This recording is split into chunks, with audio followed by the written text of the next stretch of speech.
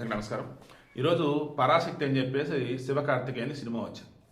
అతనిది మొన్న మధ్య సాయి పల్లవితో ఒక సినిమా వచ్చింది కదా, అమరన్. ఆ సినిమా బాగా హిట్ అని తెలుగులో కూడా బాగా ఆదరించారు. అండ్ శివకార్తికేయన్ కానున్నా కాదన్నా కొంత మార్కెట్ కూడా తెలుగులో బాగానే ఉంది.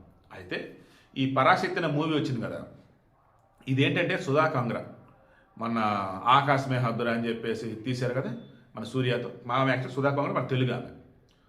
అలాంటప్పుడు ఏం చేయాలి, ఒక సినిమాకి సంబంధించి తీస్తున్నప్పుడు తన సొంత భాష వారిని, మాతృభాష అవమానించే పదాలు ఉండకూడదు.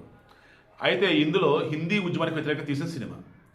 ఈ హిందీ ఉద్యమానికి వ్యతిరేకంగా తీసిన సినిమాలో ఈ తమిళం వాళ్ళు తెలుగు వారిని కూడా తక్కువ చేసి మాట్లాడారు. ఏ రకంగా, మన తెలుగుని తిరగజెప్పి గోల్తీ గోల్తీ అనేవాళ్ళు. అది మన వల్ల వెనకబడ్డ ప్రాంతం వాళ్ళు, వాళ్ళకి అసలు ఈ అభివృద్ధి అంటే ఏం తెలియదు, వాళ్ళకి ఎప్పుడు మా మీద ఆధారపడి ఉంటారని చెప్పేసి వాళ్ళు ఎటకరంగా మన వాళ్ళు అనేవాళ్ళు. అందుకే మీకు బాగా గుర్తుంటే ఈ సౌత్ ఇండియా మొత్తాన్ని కూడా ఉత్తర భారతదేశంలో మద్రాసి మద్రాసి అనేవాళ్ళు. ఎవర్రా మద్రాసి, మేము తెలుగు వాళ్ళవరా అని చెప్పేసి అందరూ తెలిసి చేశాడు మన అన్న ఎన్టీ రామారావు. అసలు పాయింట్కి వద్దాం. ఈ సినిమా వచ్చేసి స్లోగా వెళ్తూ ఉండటం, చరిత్ర తెలిసిన వాళ్ళు కొద్ది మంది మాత్రం సినిమాని ఇష్టపడుతుండటం, ఓవరాల్గా అన్నప్పుడు ల్యాగ్, ఓవరాల్గా అన్నప్పుడు పాత తరం తాలూకు పెడతాం, ఇవన్నీ కలగలిపి సినిమాని సినిమాలా కాకుండా ఒక డ్రామాలాగా, ఒక నాటికలాగా తీసేసరికి ఈ పరాశక్తి శివకార్తికేయన్ మూవీ డమాల్.